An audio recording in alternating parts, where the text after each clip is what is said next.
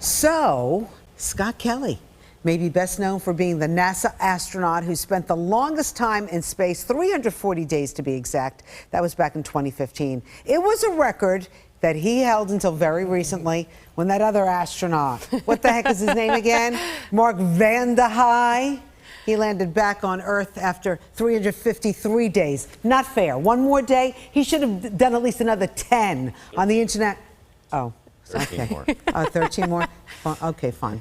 Anyway, on the International Space Station. Yeah, Kelly's sharing his experience in a new book called Ready for Launch. In it, he details some life-changing moments. This is from his path to space and how they helped him achieve his success on Earth. All right, Scott Kelly, we are taking you to outer space this morning on Good Day New York. How are you?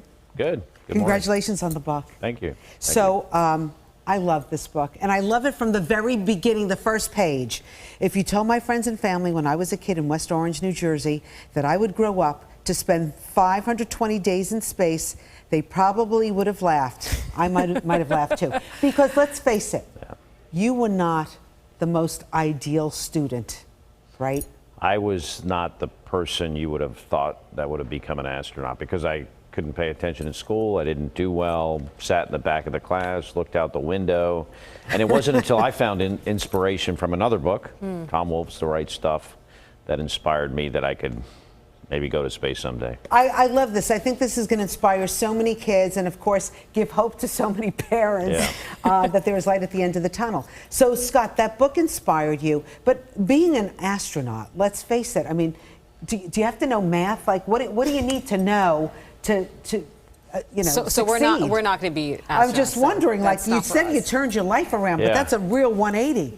I was a bad math student until I decided that I needed to learn math to become a Navy pilot and an astronaut someday. And it wasn't easy, but most things in life are not easy. And if you have a little bit of motivation, in my case, this inspiration I got from a book, it was able to set me on the right path. And I hope this book will do that for some kids. But when was it that you decided, okay, my career path, I wanted to end in space. I want to be an astronaut?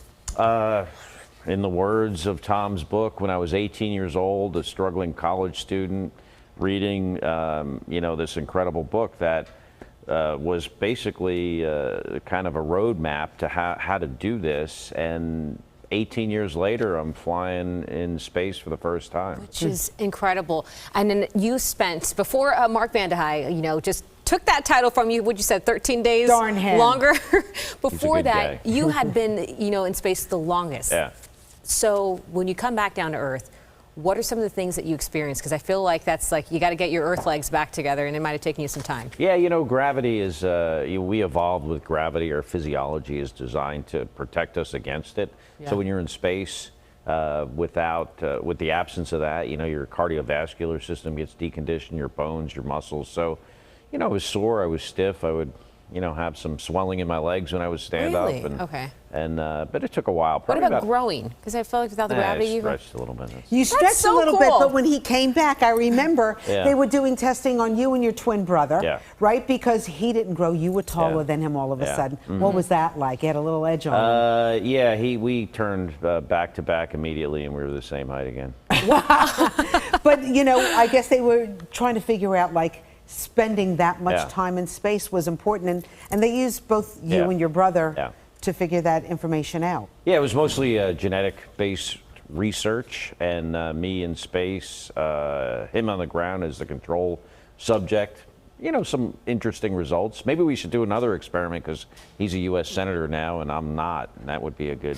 I like that idea. By the way, you're doing a lot of different things. In fact, I was looking on your Twitter, and you're into the NFT world, not only in outer space, metaspace as well.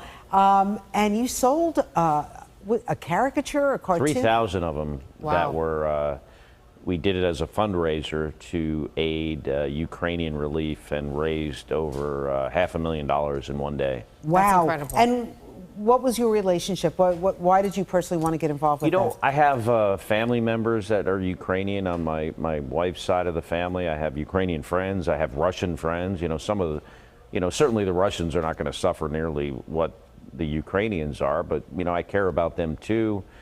they will suffer long-term economically. But this specific fundraiser was, just for the Ukrainians. This is the NFT. Yeah. This is so cool. Yeah. Did you tell them how you wanted it designed? Yeah, I worked with a company and in designing over 3,000 of them that are absolutely unique.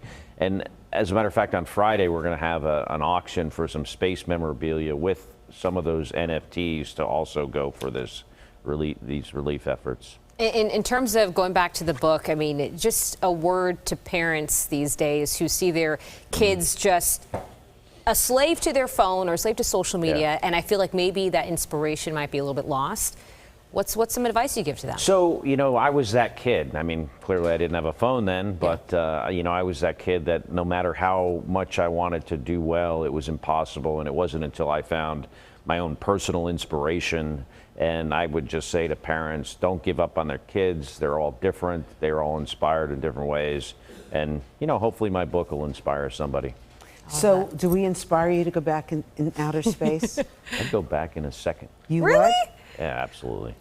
Could you? Would they ever ask you? Probably not. Would you? Have you been in talk with Bezos or any of those guys to go Not back? yet. If he's listening, I'll ride on his rocket if he wants me to. Wait, what's one thing that me and Rosanna could not pass in terms of training to get up to space? Don't put me in the Come same on, I just boat want to as know. you. Well, I think you guys would do like just the fine. spinning. There's got to be some kind of spinning thing. We wouldn't pass that. I'm sure you would. How about fear? You have to get over fear.